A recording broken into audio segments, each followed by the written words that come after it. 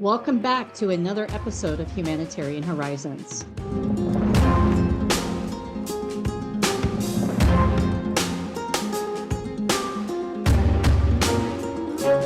Today's episode is one I have been wanting to record for quite some time. It's one that's taken everything in me to find the strength to do so, which probably sounds weird because I've spoken about a lot of different things on my podcast, Humanitarian Horizons. And prior to that, when I had my first season, I am Christina DiArcangelo. However, as I felt myself slunk down in my seat because this topic isn't something that I talk about very often, we're going to be talking about trauma today, the kind that seeps into your bones, rewires your thoughts, and lingers long after the moment of impact, the kind that tries to break you. For me, trauma isn't theoretical, it's personal, and it actually has a name. It has two, David Frame and Christopher Roos. These are the men who stole my mother's dignity, who caused unbearable suffering, not just to her, but to my son, to me, and everyone who loved her. Their actions destroyed my childhood home,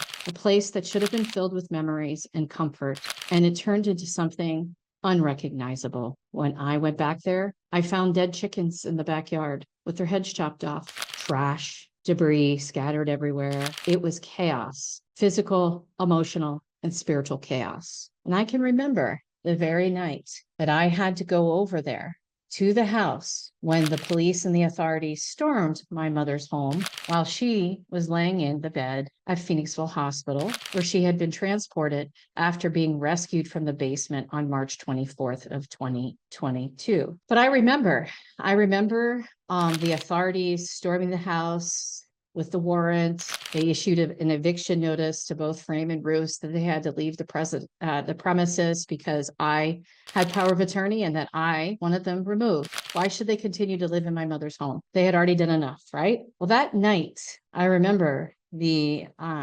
yard full of police officers, cars, and walking around the house outside as it was, getting time for me to be able to go into the home. I had to have all the locks changed. I had a locksmith there after hours. That cost a lot of money, by the way, because there were so many locks. I don't understand what they were doing with all these locks. But they also had cameras. They had installed cameras because they wanted to see if my mom had ever tried to escape.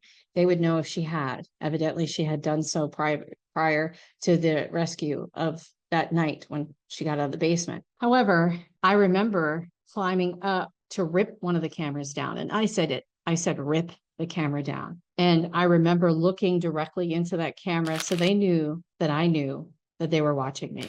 I was on autopilot that night. In the middle of the destruction, I had to function. I had to work with the authorities, deliver evidence as I was finding it day after day, and all while fighting for my mom's justice before she died. And I kept fighting for her after she was gone. While doing all that, I was watching the so-called justice system, the liberal, left-leaning, fair-for-all system, stumble its way through the process. And I mean stumble. I'm not going to get into all of that today because we're talking about trauma. But it was maddening because while they worked through their issues, my voice wasn't being heard. David Frame just got 48 hours behind bars. Christopher Roos got 11 to 24 months. That's it. That's what her life, her suffering, and my sleepless nights were apparently worth in the eyes of the system. And I'll be honest, that broke something in me. That's when I finally decided I need to get back into therapy. So I've gone back into therapy. And recently I was diagnosed with PTSD. Not because I didn't try to cope, but because no one can carry that kind of trauma without scars. Trauma doesn't disappear. It lives in your body. It hides in your muscles, in your dreams, in your thoughts, and the way that your heart jumps when the phone rings. It makes you flinch at certain words, recoil from certain memories. But I've learned something. You can't outrun trauma. I thought I could. Leading up to this, I thought I was okay. I thought I could get through it. I'm strong. I've been through a lot. I've been through my father's passing in 2015, losing my first doodle that I had from 2010, losing her early at 2018 at 8 years old, then losing my uncle, my father's oldest brother, losing my brother, getting a divorce, fighting for custody. There was a lot of things I've already been through. So I thought I could get through it. You can't numb it. You can't silence it. And you surely can't ignore it. You have to hit it face on like I do for everything else, right? You just have to hit it face on. And that's how you begin to take your power back as it relates to the trauma. I paid every legal fee out of pocket because I had to hire private counsel to make sure my mom's story was heard. What did I know about these kinds of things? I never had to go through this stuff. Yeah, my brother was convicted of a crime, but that was back in 2010. The system was a lot different in 2010. We had different people in charge in 2010 in the justice system. And my brother, he went up for quite some time for a crime that if he had committed it nowadays, he probably would have gotten a slap on the wrist. It's just crazy, right? Because I would look back at that scenario and then current time, what was happening, and I just couldn't understand what was going on. I mean, there was all this evidence. I just didn't understand. But anyway, I had to pay to clean up the destroyed home so it could be sold as is. Imagine selling your childhood home, your sanctuary, in shambles. That kind of pain doesn't go away.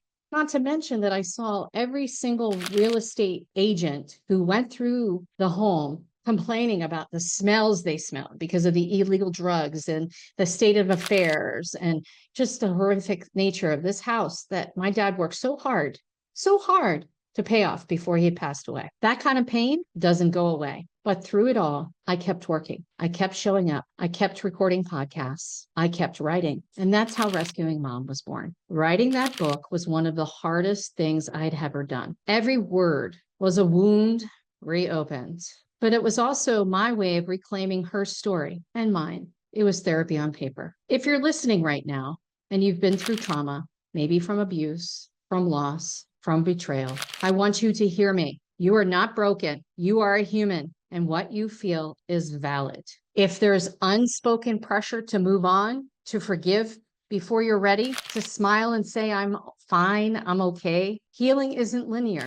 It's not pretty. It's not fast. It takes time. Some days it's just about surviving until tomorrow, and that's okay. I still have bad days, days where anger bubbles up, where grief sits heavy, really heavy in my chest. But I remind myself, trauma didn't win. I'm still speaking and I'm still fighting for change. If you're walking through trauma, here's what I have learned that might be able to help you. First off, talk to God. You have to talk to God. You have to tell him how you're feeling, and you have to read his words. Scripture does an amazing thing for you. Please believe me when I tell you, God is your biggest ally, and God will always protect his children. Get help, real help. Therapy doesn't mean you're weak. If it means choosing to live or otherwise, you should really get the help. Give yourself grace. You didn't ask for this pain, so stop blaming yourself for how you can cope. It's funny that I said hope at the same time because you've got to have hope. Hope is so important.